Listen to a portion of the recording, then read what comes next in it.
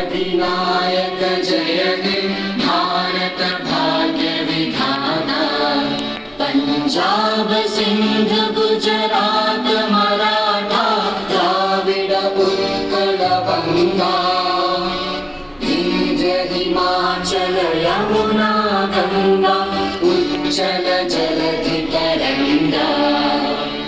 तव शुभ नामे जागे तव शुभ आशीष मांगे।